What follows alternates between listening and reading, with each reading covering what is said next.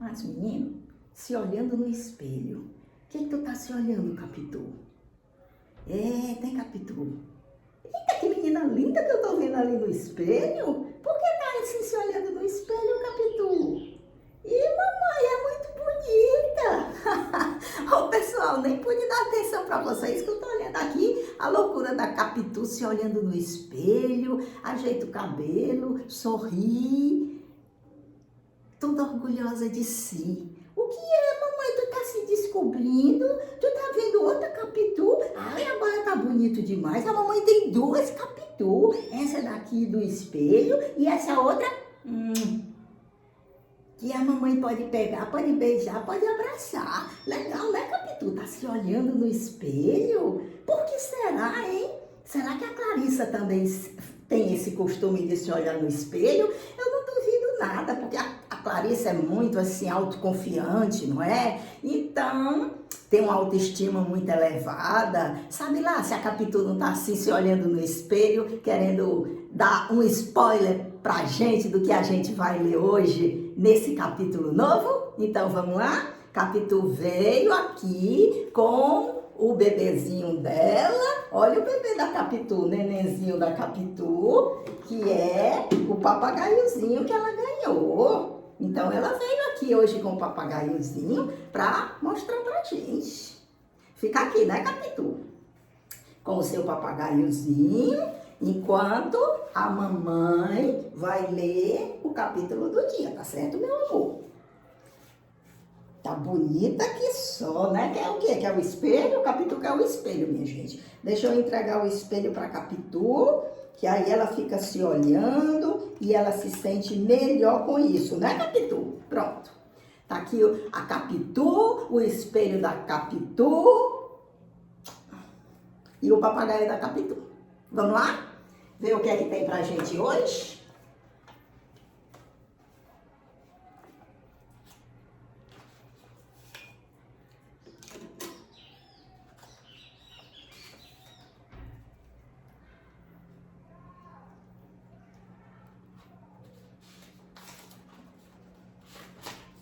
Voltar aqui. Tava fora do canto, o marcador.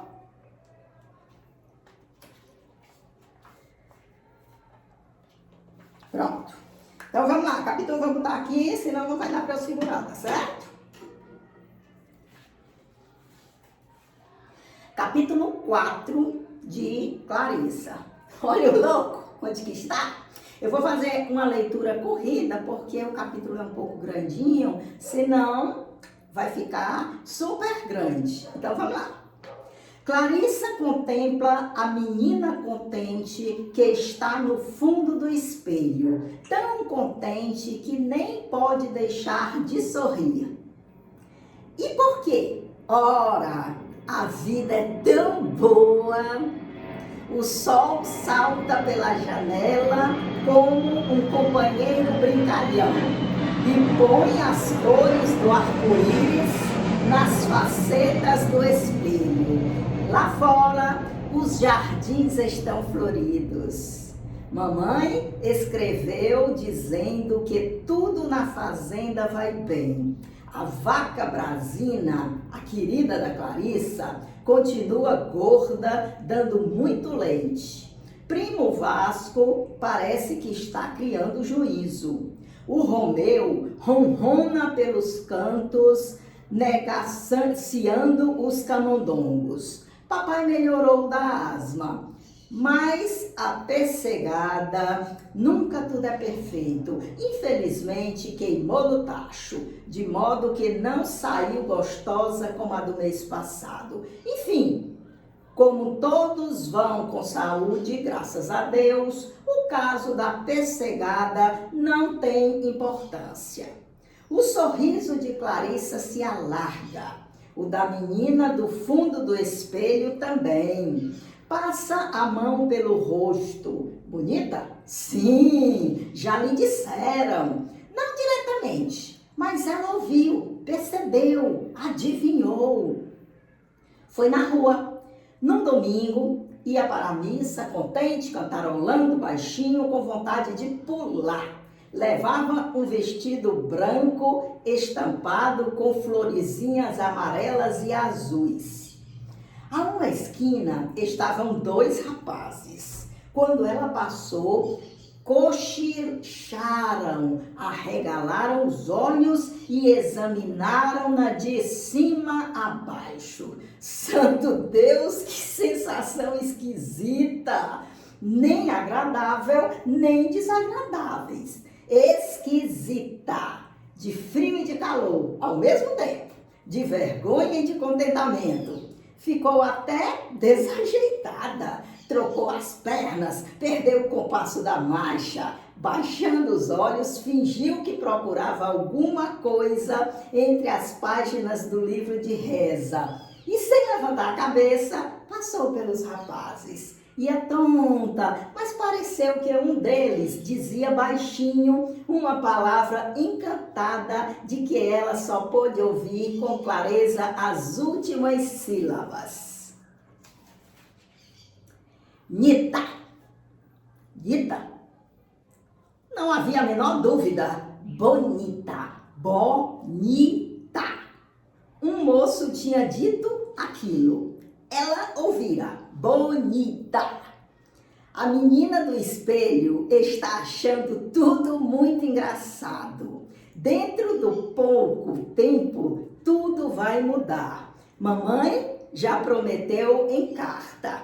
Quando fizeres 14 anos, eu te dou licença para botar sapato de salto alto. Sem dúvida, rapidamente aqui, minha gente, a gente está assistindo um momento de iniciação. Digamos assim, Clarissa está iniciando a sua... O avião está passando e o avião atrapalha muito. Clarissa está iniciando a sua adolescência, está ficando mocinha. Olha essa relação dela com o espelho, se admirando, se gostando, se paparicando, se olhando direto no espelho com caras e bocas e já o interesse de prestar atenção como ela está sendo observada pelo sexo oposto. Então, ela já relata ali que ouviu dos rapazes uma palavra cortada, né? Nita foi o que ela ouviu e que ela analisou e traduziu como bonita. Afinal de contas, é o período da iniciação, é o período, como ela mesma relata, que já se sente assim, uma mistura constrangida e ao mesmo tempo feliz por estar sendo observada pelos rapazes, não é? E para fechar ainda essa época de tanta expectativa, ela relembra a promessa da mãe que aos 14 anos ela já vai botar um sapatinho mais de mocinha, né? Um sapatinho de salto alto. Então, os interesses dela, embora continue com toda aquela felicidade, com todo aquele otimismo, tanto é que ela relatou que apesar da pessegada na fazenda do pai dela, no sítio do pai dela não ter dado certo, ter queimado no tacho, mas se tudo demais tá bem, então isso passa por menos, não é? Porque o pai tá melhorando da asma, porque tá todo mundo com saúde, o primo Vasco tá ficando mais ajuizado, enfim, há que se ficar feliz se as coisas estão dando certo. E as coisas que dão errado fazem parte mesmo. Então, a pessoa deixa pra lá. A pessoa sublima aquilo. Tudo então ficará diferente. Ela já está apostando nisso. Tudo ficará diferente. Ela já não vai ser mais aquela menininha. Agora ela vai ter outros interesses. Ela agora vai se tornar uma moça. Basta fazer os 14 anos que aí fecha com chave de ouro, com a licença da mãe dela usar um sapatinho de salto. E se a gente fizer um esforçozinho para lembrar da nossa adolescência, Era assim mesmo.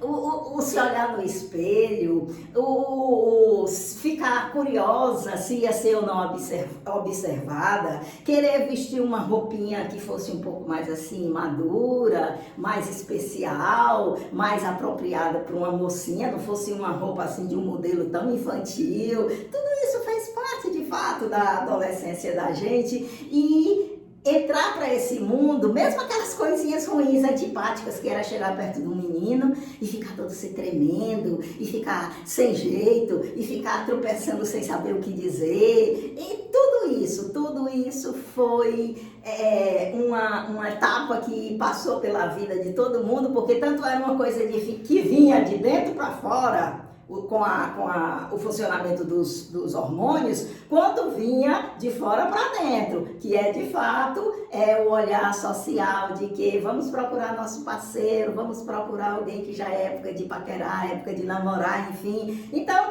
esse turbilhão de acontecimentos e emoções acabava mesmo modificando a vida da pessoa, da criança que estava entrando para a adolescência. Tudo então ficará diferente. Ela deixará as bonecas, será uma moça, uma senhorita que os rapazes na rua cumprimentarão atenciosamente tirando o chapéu. E ela responderá com um aceno de cabeça e um leve sorriso. Passará serenamente e eles ficarão dizendo elogios. Líssima! Agora, ouvindo um pedaço de palavras sendo audível as sílabas para formar lícilo, significa o quê? Sim, belíssima. E por que não? Assim como está agora de sandálias, de vestidinho simples, pode ser apenas bonitinha. De sapato de salto alto, vestido de seda, será líssima, belíssima. Se Deus quiser, e a Virgem Maria, amém. E é com um fervor enorme que ela diz, amém. No fundo do espelho, a outra Clarice move os lábios vermelhos, amém. Ou seja, a expectativa é grande por essa mudança, quando tudo vai ficar totalmente diferente do que era antes. Mas a cabeça não para nunca de pensar. Claro, é Clarissa, né?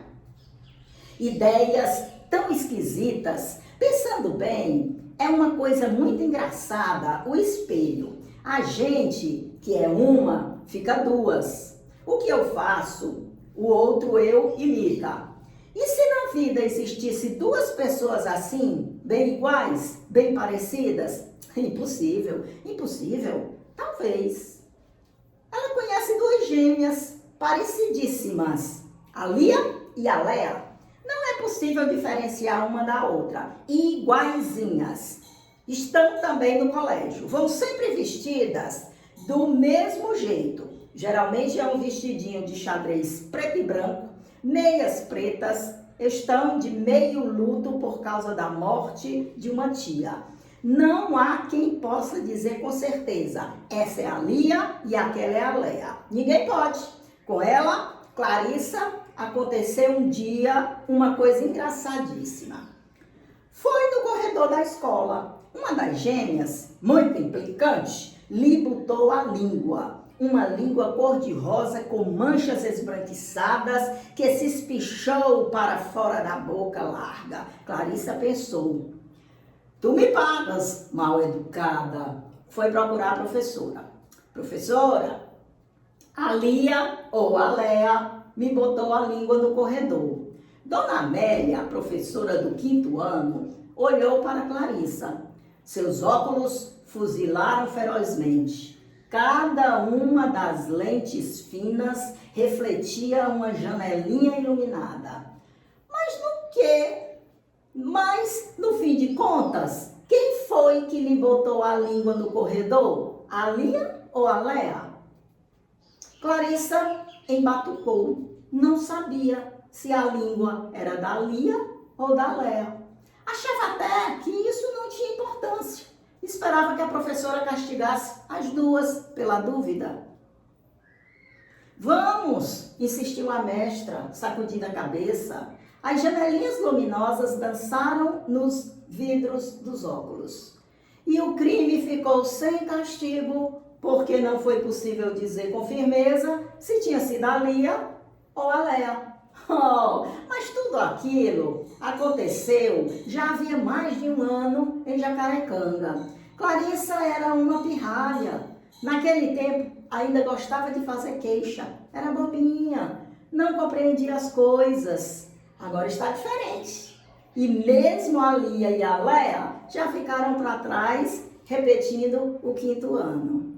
A Clarissa continua sempre aquela criança, adolescendo, mas que é muito perspicaz, que é muito rica em pensamentos, dinâmico. O seu raciocínio vai de um lado, vai para o outro, fica assim, numa agilidade constante. Você veja que ela muda do espelho da observação, porque está se vendo ali diante do espelho, tem uma outra Clarissa duplicada no espelho, então isso já puxa a curiosidade dela, se existe no mundo outra pessoa igual.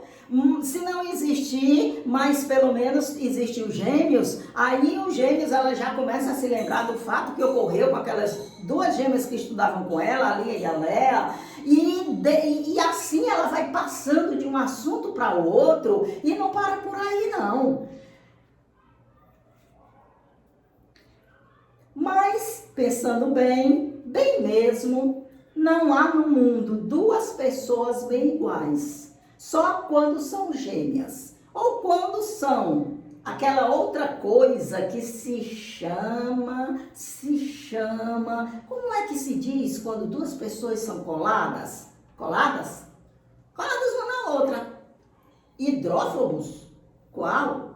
Isso é cachorro louco. Antropófagos? Tem graça. Antropófago é homem que come carne de gente. Os índios que moravam no Brasil eram antropófagos em sua maioria. Isto é, davam-se a antropofagia, que é o feio hábito de comer carne humana. Foi assim que o velho Sarmânio, professor de História do Brasil, falou na aula com o dedinho no ar. Logo, antropófago é isso e não aquilo. Mas então, como é? Sei que é uma palavra que termina em órfago. No fundo do espelho, a outra Clarissa pensa também com uma ruga de concentração na testa. Continuou passeando pelos pensamentos, a Clarissa. Você viu das gêmeas, da confusão, porque mostrou a língua para ela no corredor e que não recebeu castigo, porque a professora não sabia qual era das 2 gêmeas que deveria ser castigada.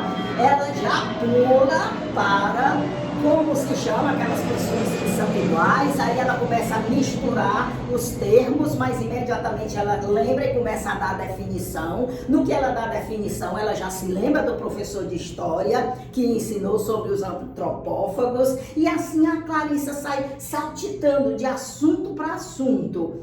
Ouvem-se agora pela casa toda vozes, estalidos, murmúrios, guincho. Quer dizer, agora a viagem do pensamento dela, se olhando no espelho, já começa a desviar a atenção por causa de barulhos que está ocorrendo em casa, né?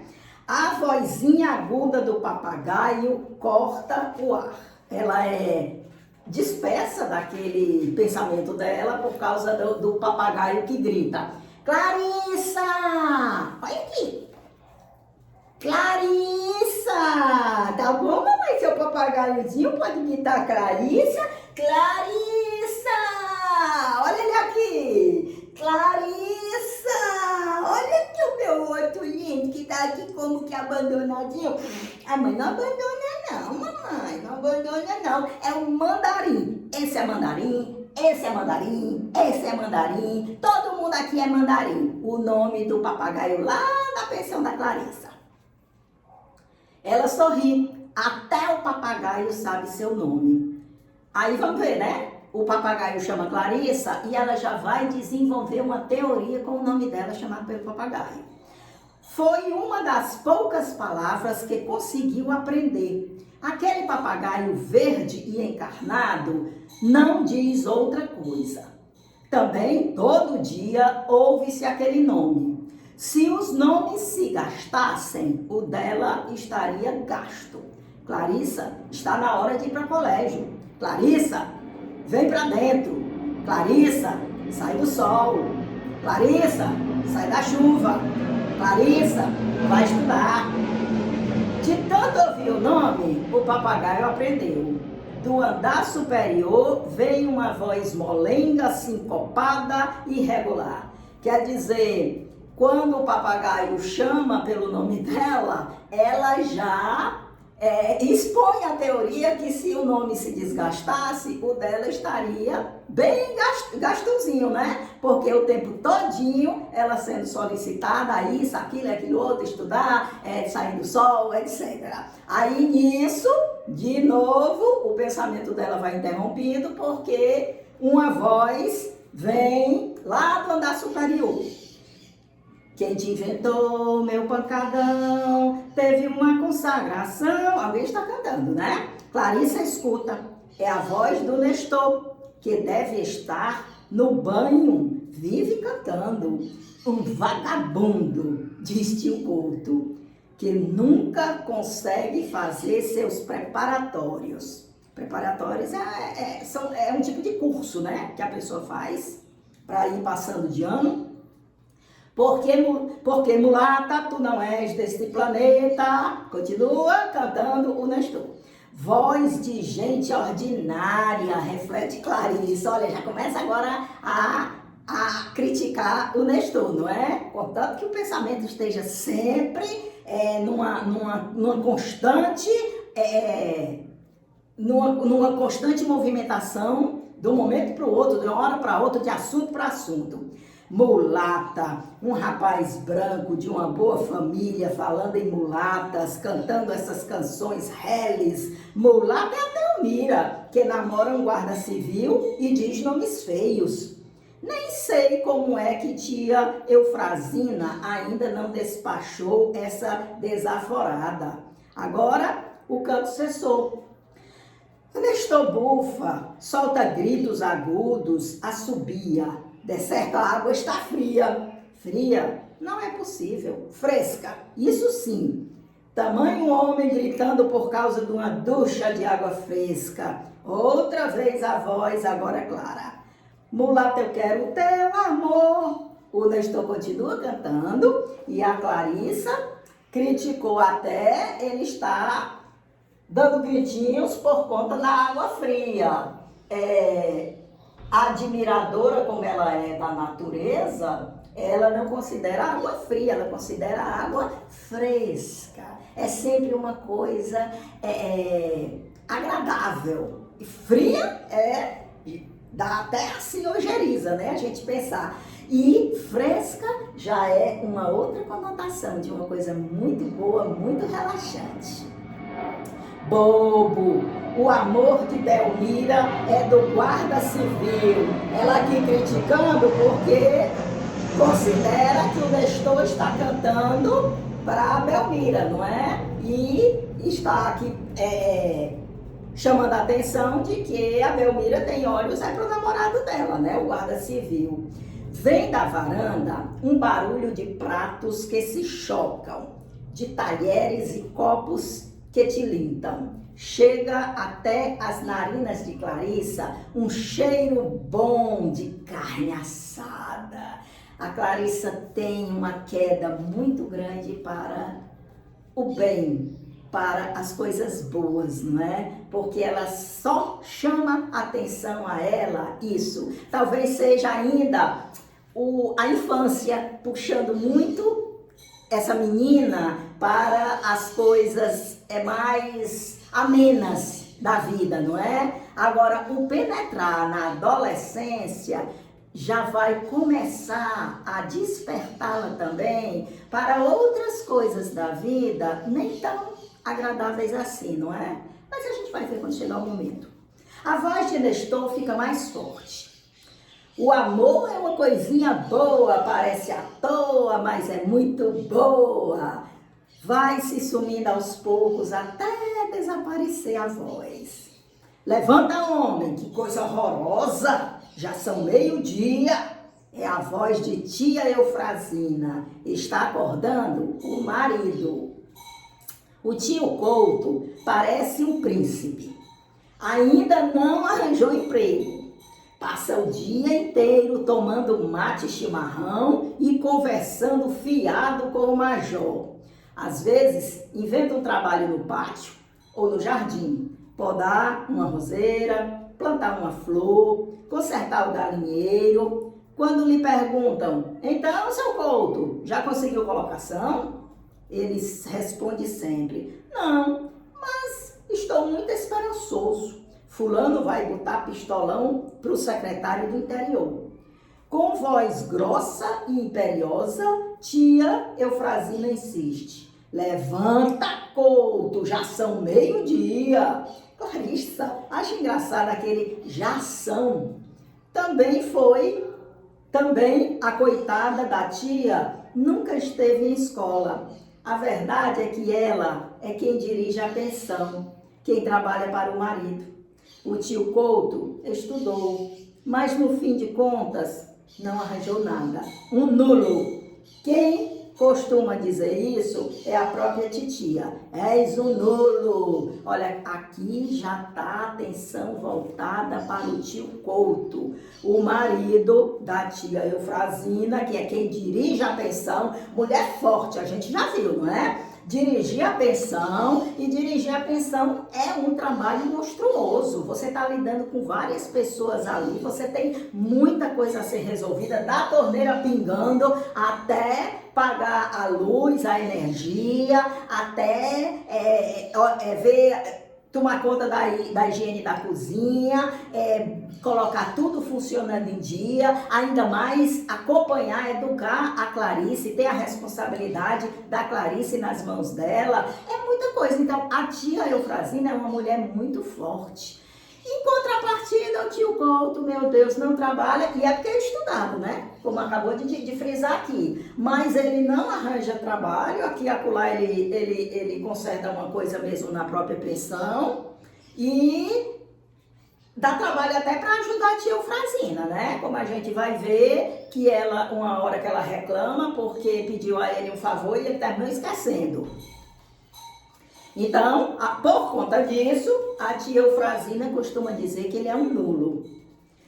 Naturalmente, não diz perto de estranhos, mas Clarissa ouve sempre. Perto dela, a tia não escolhe as palavras.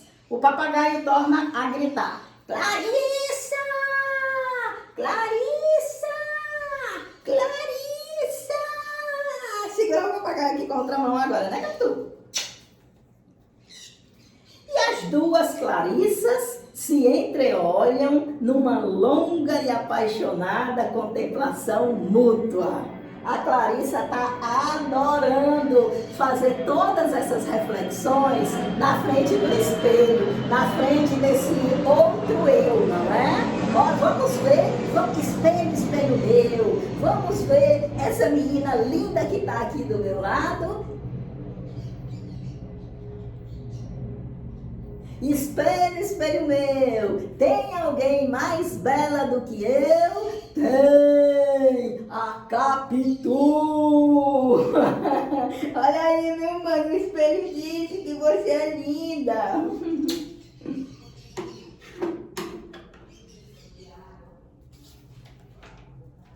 A porta abre-se de repente. Ui, que susto! Tia Eufrazina entra no quarto. Clarissa se volta rápida. Se namorando outra vez na frente do espelho, hein? Dizendo isso, a tia sorri com bondade. Clarissa balbucia uma desculpa embaraçada. Não, senhora, estava só olhando uma espinhazinha que apareceu aqui na ponta do nariz. Soubeste a lição? Pergunta a tia. Ah, então, maravilhosamente bem. Viste a Dudu? Não. E a Vivi? Também não. O dedo fura-bolo da tia Eufrazina se espicha na direção do rosto da sobrinha. Olha, mais uma vez te digo, não quero saber de muita intimidade com a Dudu e a Vivi. Elas não têm lá muito boa fama, são sapecas, que é uma coisa horrorosa. E eu prometi à tua mãe que não descuidaria de ti. Toma nota. Dona Eufrazina vai para a janela e abre-a de par a par. Clarissa fica olhando fixamente para a imagem de Santa Teresinha que pende da parede numa moldura feita em casa. E a gente, como já está conhecendo um pouco a Clarissa, já pode até arriscar que ela vai começar a analisar alguma coisa da tia Eufrazina, que é quem está ali com ela no quarto, né? Então vamos lá, vamos ver. Sapecas é uma coisa horrorosa. Como a tia Zina, é a tia Eufrazina, né? A Clarissa chama Zina. Como a tia Zina exagera, olha só, já está reparando no exagero da tia Zina. E como gosta de dizer horroroso. Que coisa horrorosa. Que homem horroroso. Que mentira horrorosa. Debruçada à janela, Dona Eufrazina começa a resmungar. Preciso mandar caiar o muro, limpar o jardim, podar a parreira. Mandei um Couto telefonar para a intendência, pedindo um homem para arrumar a torneira da cozinha, que está pingando, que é uma coisa horrorosa. O Couto, como sempre, se esqueceu. Só não esquece de comprar fumo, crioulo e erva para o chimarrão. Nulidade. Não sei por que Deus bota no mundo tanta gente inútil. O rosto de Clarissa ensobrece. Eu sou inútil, tia Zina. Uma voz sentida, 2 olhos que de repente entristecem. Tia Zina continua de costas. Mas é com doçura que diz: não, minha querida, tu não és inútil, tu és boazinha. Eu falo é do teu tio. Tia Zina é assim, gosta de falar, de resmungar, de maldizer a sorte. Não precisa de interlocutores, fala sozinha. Ou com a velha Andresa, a cozinheira, ou com o papagaio, com o gato, com as roseiras, com as galinhas. E quando se junta com a dona Tatá da casa vizinha, as lamentações e as queixas então não têm mais fim. Dona Tatá conta das desgraças. O bonde lhe cortou a perna do filho de 7 anos. O Barbosa, marido, tomou certo dia uma bebedeira, caiu no rio e morreu afogado, deixando dívidas. Vida apertada, os cobradores vivem a bater na porta. Dona Tatá é modista, mas as costuras lhe rendem pouco dinheiro. Dona Eufrazina, por sua vez, se queixa da alta dos gêneros do marido, que está 6 meses desempregado. Fala um do outro, fala de um e de outro hóspede que está atrasado no pagamento da pensão. Clarissa aproxima-se da janela e fica olhando para fora. À luz do meio-dia, toda a paisagem tem rebrilhos e reverberações que ofuscam. Longe, o rio parece que prendeu fogo. No quintal, as galinhas bicam o chão cheio de sol, manchando de sombras tênues a terra parada. No pátio da casa vizinha, o menino doente brinca com os seus soldadinhos de chumbo. É pálido e tristonho. Parece de cera. Olhos, no fundo, muito redondos. Braços desengonçados.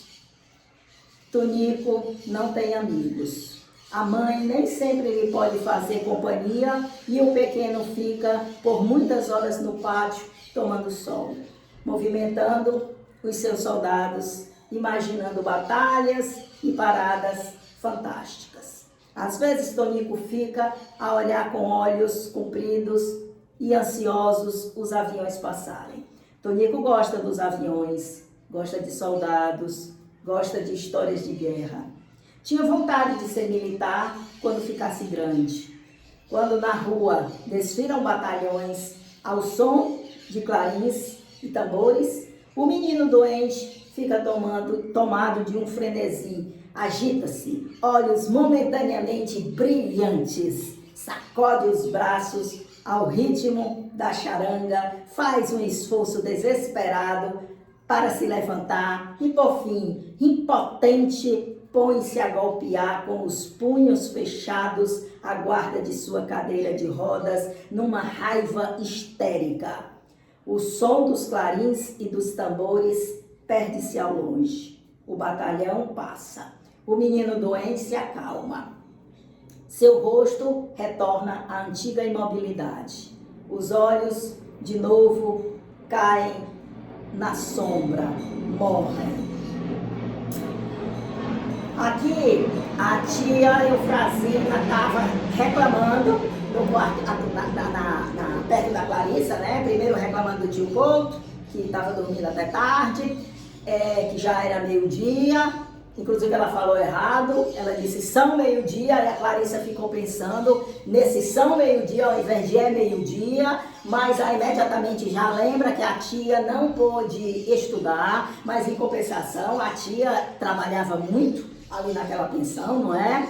E lembrou também que a tia gostava muito de usar esse adjetivo horroroso, de reclamar muito, principalmente quando ela encontrava com a vizinha, não é? A dona Tatá, a mãe do menino doente, e a Clarissa, como tem uma propensão muito grande a ver beleza, ela vai para a janela para olhar as coisas do lado de fora, né? Mas aí quando a pessoa está crescendo, quando a pessoa está amadurecendo, por mais que ela tente fugir, por mais que ela tente ficar sempre na atmosfera positiva, a vida chega e expõe também as coisas negativas para a pessoa. E é o que acontece. Ela chega na janela para olhar possivelmente o sol, possivelmente as plantas, as flores, mas com o que ela depara? Ela depara justamente com o menino doente, com o menino paralítico, né? E lembra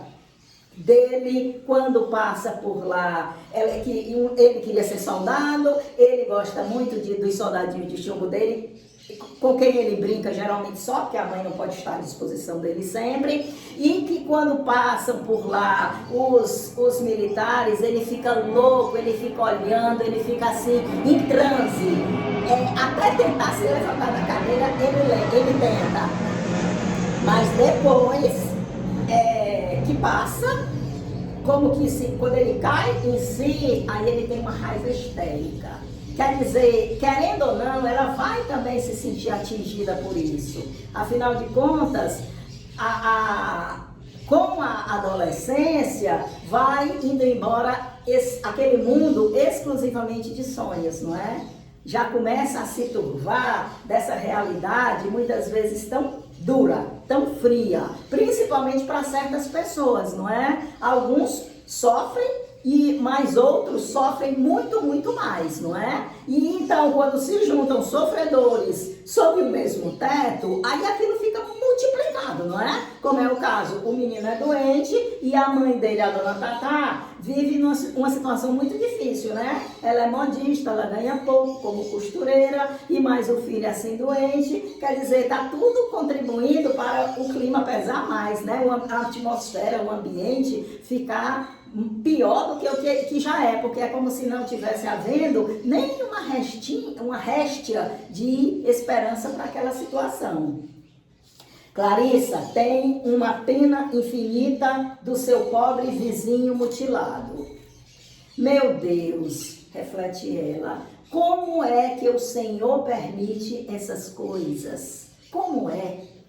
Por que é que ali, naquela casa rica, do outro lado, há sempre cortinas bonitas nas janelas, músicas, cantigas, um automóvel grande, um jardim imenso, com todas as flores do mundo, crianças bem gordinhas, bem coradas, bem alegres, que têm 2 pernas, que podem ser soldados quando crescerem, que podem seguir na rua os batalhões, mas que podem sorrir. Meu Deus, como é que o Senhor permite que Dona Tatá se mate todo dia, toda noite, em cima da máquina de costurar? Meu Deus, por que o Senhor deixou que um bonde estragasse a perna do Tonico? Por quê? Olha só o que eu acabei de falar. Com a adolescência também vai começando os questionamentos que antes passavam desapercebidos. O mundo cor-de-rosa da infância está se despedindo. E a Clarissa aqui já está pressionando Deus. Por que ele permitiu isso? Por que permite que uns tenham tantos, tenham muito dinheiro, tenham muita beleza, tenham muita saúde, tenham muita felicidade, e outros praticamente nada? Talvez ela pense, dentro do raciocínio dela, que o melhor seria equilibrar, né? Porque aí todo mundo viveria mais ou menos igual, não é? Dona Eufrazina resmunga: preciso alugar aquele quarto pegado ao do judeu. As coisas não andam boas. Se me viesse mais um pensionista, era como uma mão na roda. É para contrabalançar esse peso morto do couto.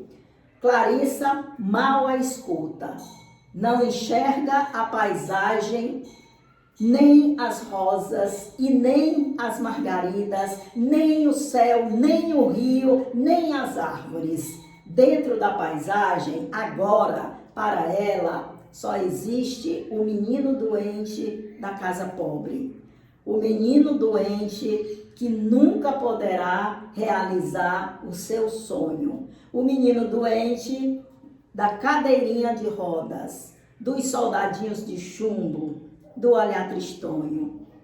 Do quarto de Amaro vêm os sons do piano, uma melodia muito suave em chuar. Clarissa pensa em Amaro. Insensivelmente, uma palavra lhe brota dos lábios num cício: coitado. Mas quem é o coitado? Seu Amaro ou o menino doente? Os dois. Clarissa não sabe explicar por que motivo acha uma semelhança tão grande entre o pequeno mutilado e Amaro, o homem da cara triste. Então, esse outro que Clarissa começou a olhar no espelho no começo do capítulo, com toda a autoestima dela, se achando bonita, se achando bela, imaginando que os rapazes agora notariam, a chamariam de belíssima. Então, esse outro, agora, com todos esses questionamentos, também vai ser um outro que vai trazer essas indagações antipáticas, inquietantes. Essas indagações que ela agora faz a Deus. Não está fazendo as pessoas na terra, não. Está fazendo a Deus. Essas indagações de por que existem essas contradições, por que existem essas diferenças tão grandes. E no que ela vê aquele menino com aquele problema, que por um acidente perdeu as perninhas, ela também associa aquelas tristezas que não são colocadas num motivo assim bem claro. O menino tem motivo de estar triste porque ele não pode ser soldado, porque ele perdeu as pernas. Tudo bem, isso está bem claro. Mas e aquelas tristezas que não são explicadas, não são justificadas, que ela associa ao Amaro, que é aquele homem triste, aquele homem pesado? E ela tem pena dos dois. Ela, sensível, consegue juntar os dois no mesmo balaio. São coisas diferentes, mas o estado de espírito dos dois é pesado, cada um a seu modo. O menino, quando vê que não consegue as coisas, ele termina tendo aquela raiva que aqui no livro fala, que depois que o batalhão passa, não é? Aquela raiva histérica. O Amaro, as frustrações o levam à música, o levam ao piano. E ela despertou disso quando ela ouviu o toque do Amaro, em meio àquela tristeza que ela estava vivendo, aquele questionamento com Deus que ela estava vivendo, ao mesmo tempo que via a tia reclamando que precisava de mais um hóspede porque a situação estava difícil. Ela questiona aquelas duas pessoas, uma praticamente impotente, porque se revolta, e o outro que triste procura a sua salvação através da arte, através da música. Então, seja em que esfera for, a gente já pode notar como a Clarissa se encaminha para uma adolescência muito profunda, muito questionadora e muito forte. O que já se pode de antemão concluir que a Clarissa é tão forte quanto a tia dela, a tia Eufrazina é. Só que a tia Eufrazina tem um agir diferente da Clarissa. Reclama. E a gente vai ver como que a Clarissa reage a todas essas contradições da vida. Minha gente, acabamos o capítulo de hoje e amanhã tem o próximo. Agora vamos deixar aqui a nossa Capitu mais uma vez com o seu passarinho não, o seu papagaiozinho e seu espelhinho. Capitu, vamos lá ver se o espelho vai mudar de opinião. Espelho, espelho meu, existe alguém mais bela do que eu? Existe sim, a Capitu. Ei, Capitu, você venceu mesmo. É melhor me recolher a minha insignificância. Tchau, pessoal. Tchau, viu, pessoal? Eu gostei. Vocês gostaram do capítulo de hoje? Agora eu quero escutar logo o próximo capítulo para saber